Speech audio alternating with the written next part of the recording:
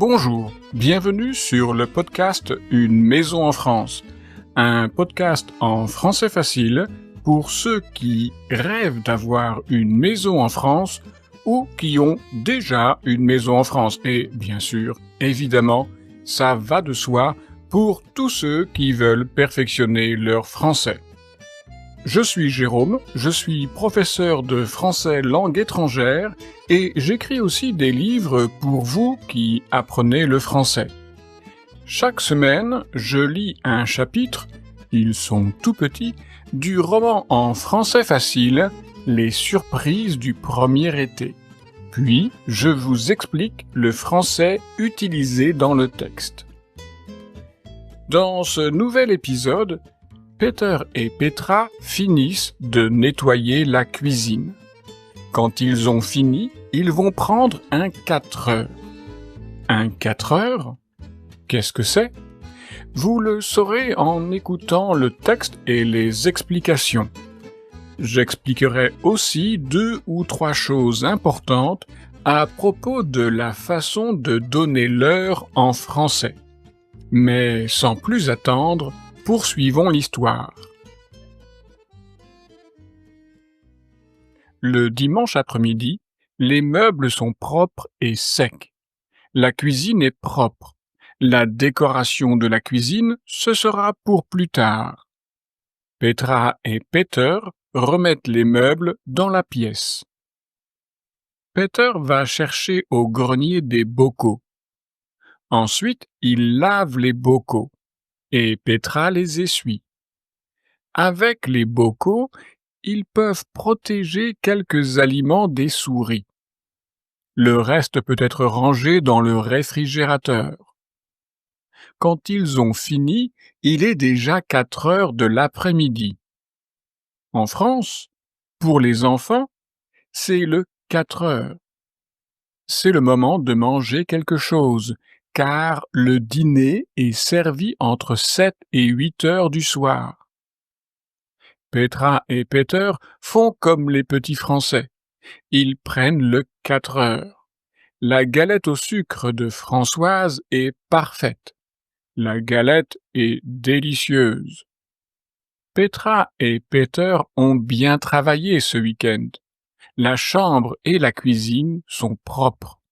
Petra et Peter peuvent maintenant vivre tranquillement dans leur maison de campagne. Tranquillement? Pas sûr, car il y a encore beaucoup de choses à faire. Mais ça, c'est le plaisir d'avoir acheté une vieille maison en France.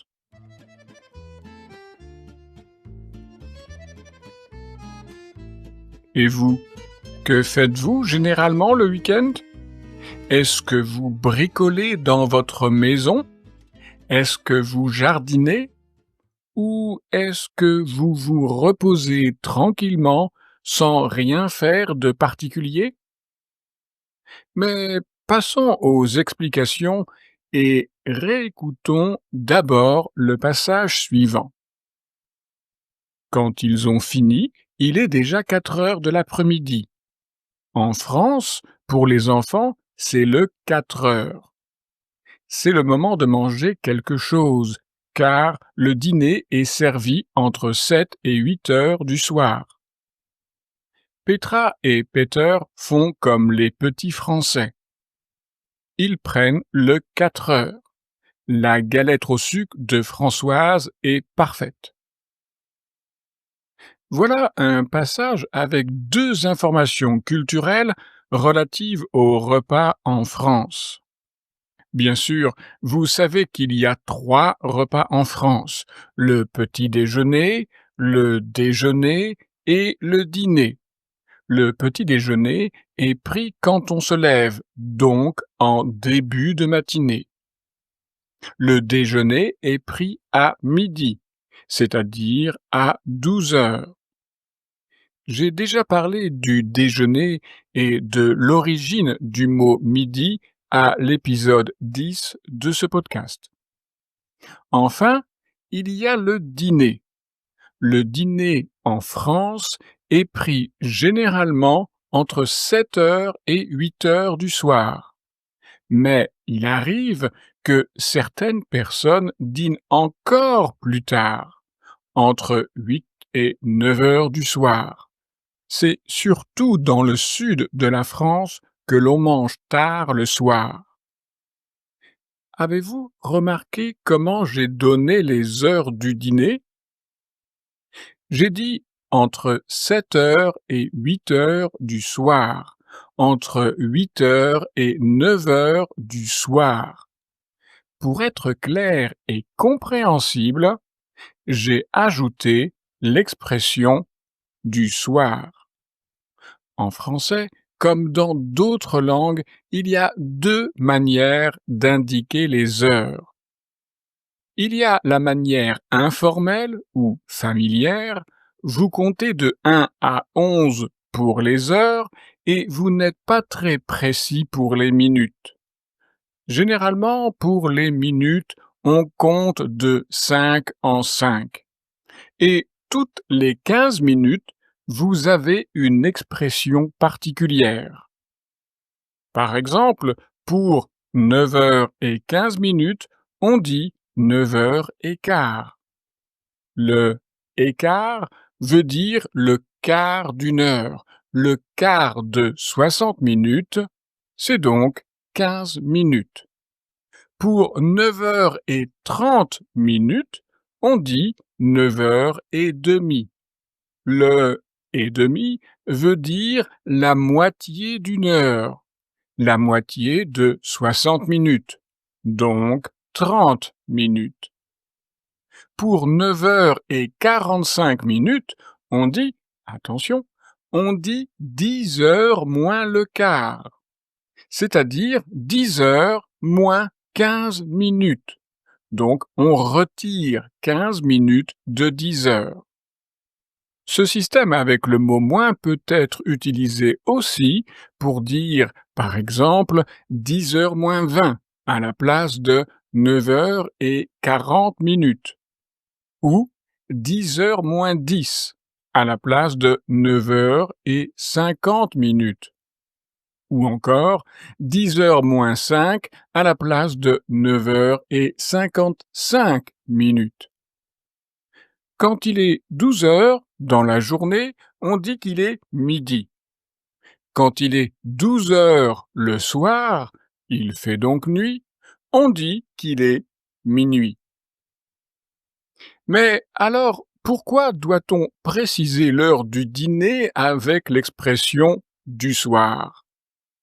Eh bien, tout simplement pour savoir s'il s'agit du matin, de l'après-midi ou du soir. Car si vous dites demain j'ai un rendez-vous à 7 heures, on ne peut pas savoir si vous avez un rendez-vous le lendemain à 7 heures du matin ou à 7 heures du soir.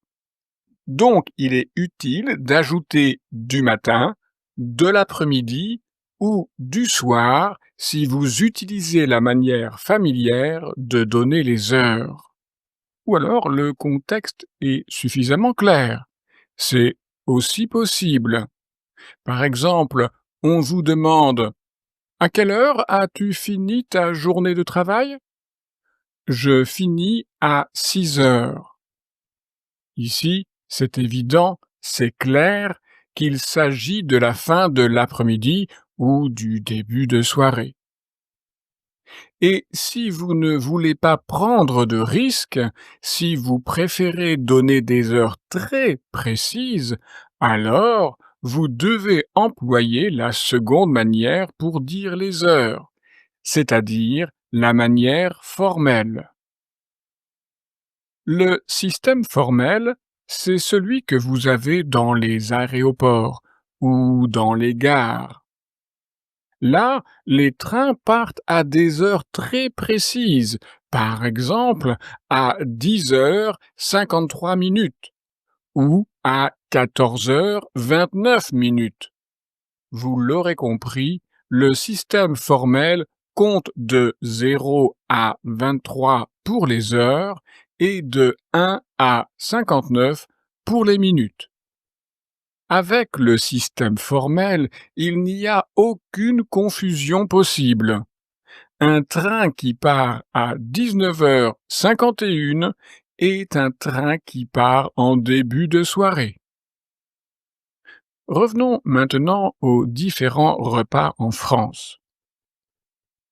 Donc, il y a le petit déjeuner, le déjeuner et le dîner. Mais dans le texte de cet épisode, il est question d'un autre repas, le 4 heures. Réécoutons ces extraits. Quand ils ont fini, il est déjà 4 heures de l'après-midi. En France, pour les enfants, c'est le 4 heures. Et Petra et Peter font comme les petits Français. Ils prennent le 4 heures.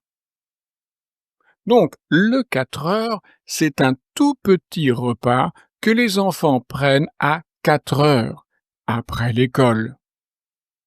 Et comme on dîne assez tard en France, entre 7 heures et 8 heures, parfois 9 heures, cela permet aux enfants de pouvoir attendre le repas du soir plus facilement. On appelle aussi le 4 heures par un autre mot, le goûter. Le goûter, ou le 4 heures, est généralement constitué d'un bout de pain et d'une barre de chocolat. Bien sûr, il peut y avoir des variations en fonction des familles. Des biscuits, des gâteaux, par exemple, mais pour moi, quand j'étais enfant, c'était toujours du pain et du chocolat. Le nom goûter vient évidemment du verbe goûter. Vous connaissez ce verbe qui veut dire prendre connaissance du goût de quelque chose en mangeant ou en buvant un peu de ce quelque chose. On dira goûter un plat, goûter un fromage. Mais dans le contexte du repas de 4 heures, le verbe goûter veut simplement dire manger le petit repas de 4 heures. Et une mère pourra dire à ses enfants, « Les enfants, venez goûter, vous pourrez jouer après. » Voilà pour le 20e épisode de ce podcast. Dans le prochain épisode, Petra et Peter vont regarder de plus près leur grand jardin. Vont-ils faire des découvertes intéressantes? Peut-être. Mais si vous ne pouvez pas attendre la semaine prochaine pour la suite des surprises du premier été, vous pouvez aussi acheter le livre papier ou l'e-book sur Amazon. Abonnez-vous au podcast si ce n'est pas encore fait, ainsi vous ne raterez aucun épisode.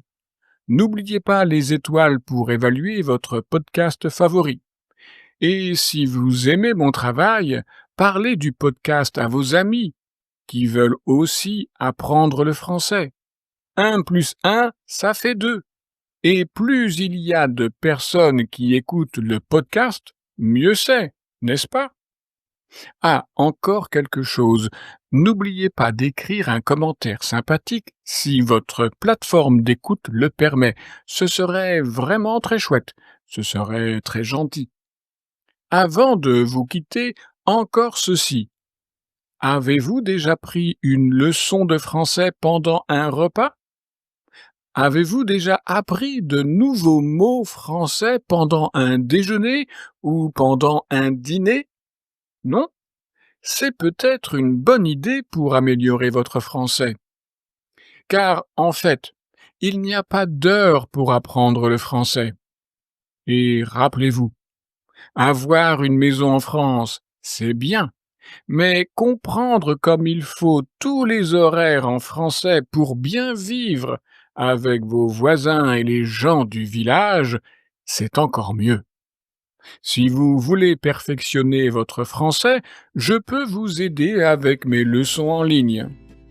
Pour en savoir plus, vous trouverez mon adresse e-mail et mon site internet dans la description de cet épisode. Au revoir!